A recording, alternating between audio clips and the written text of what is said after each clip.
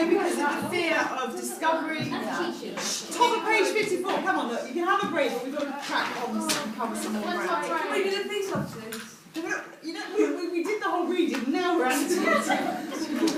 Right, okay, so obviously they're going to get married soon, and she turns around to Beatrice and says, could I take 2 more pillowcases for the other guys? And this is the realisation, right, so underline that, could I take 2 more pillowcases for the other guys?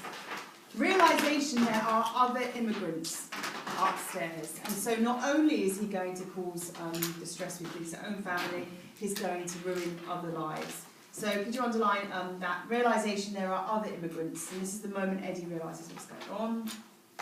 He asks questions about the borders, and we find out that Lipari the butcher's nephew has arrived, and I think one of his friends. So anyway, there's other people that are going to be involved in all this. If you go down from the last quote, 1, 2, 3, 4, 5, 6, 7, 8, 9, 10, 11, 12, 13 lines down, he now gets obviously very distressed. What have you got no brains? You put them up there with 2 other submarines. Again, he clearly feels guilty and he's passing the blame. He's sort of berating Catherine and Beatrice about this. But of course they have no idea why he's acting this way. So he feels guilty, but passes the blame and berates the women.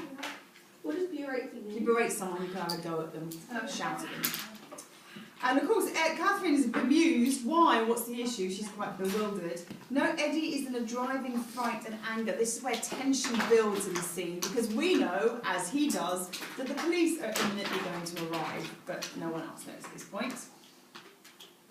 And he's urging to get them out of the house, and he makes up some comment about enemies that Lipari may have. And Catherine's, not kind of taking him seriously. The neighbourhood is full of rooms. Can't you stand to live a couple of blocks away from him? Get them out of the house. He keeps repeating this. And you can see from the exclamation, he's becoming more and more urgent. They finally concede they'd do it tomorrow. Not tomorrow, do it now. So we now know, obviously, he knows something they don't. And of course, he then talks about Lipari, who's got a temper. So obviously you're dealing with an Italian-American family who have a temper, and of course we now think that the repercussions of that perhaps for someone like Eddie. Bottom of the page, will you stop arguing with me and get them out? So the sense of urgency increases, he becomes more aggressive again. And of course right at the bottom there is irony. You think I'm always trying to fool you or something. You see, he says that. He's saying, look, I'm telling you this for your own good. Get them out of the house. Why would you think I'm trying to sort of, pour one over on you? The irony is, he's not doing it for her good. He's doing it, obviously, for his good. He's worried about the implications.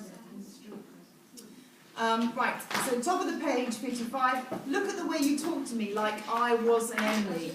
And of course this is deeply ironic, because in this context he is the enemy. He has betrayed them all. Right, so, can you start down? What do you say about the enemy? Ironic. Oh, great. Because he's betrayed them all.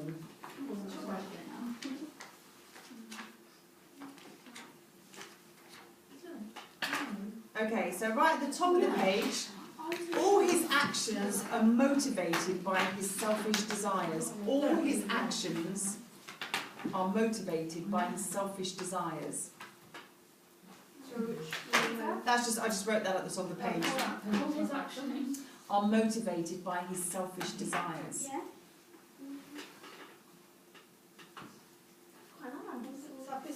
by what desires? Social. Selfish.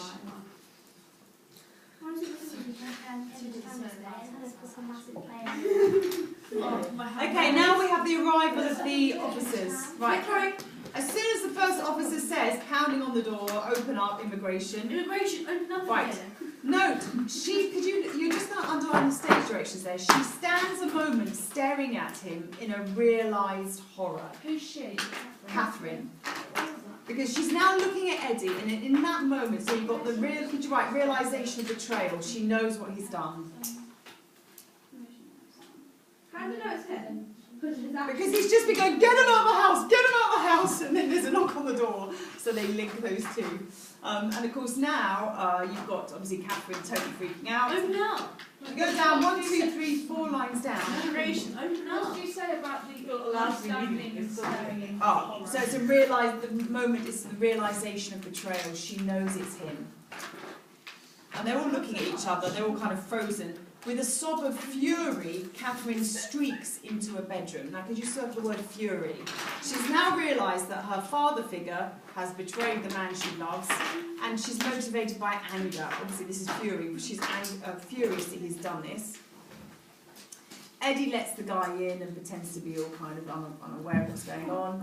Oh, where are they? Yeah, and then Eddie, if you go down about 8 lines, Eddie goes, who? We got nobody here. Again, so he's obviously appearing Come on, where are they?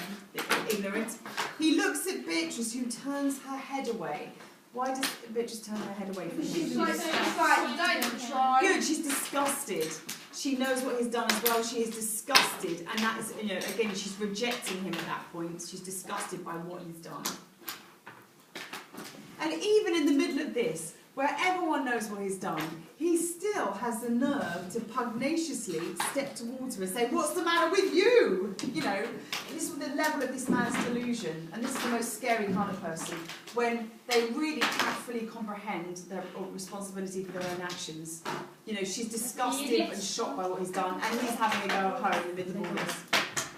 Anyway, Maybe it's a little one. now if you go right to the book, they're going to search the whole place. And of course, we get the sense of how terrible it's all going to be.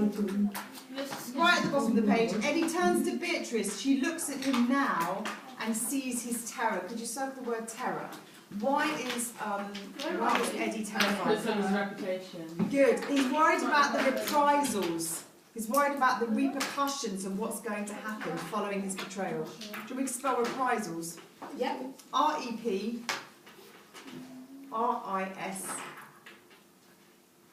A-L-S.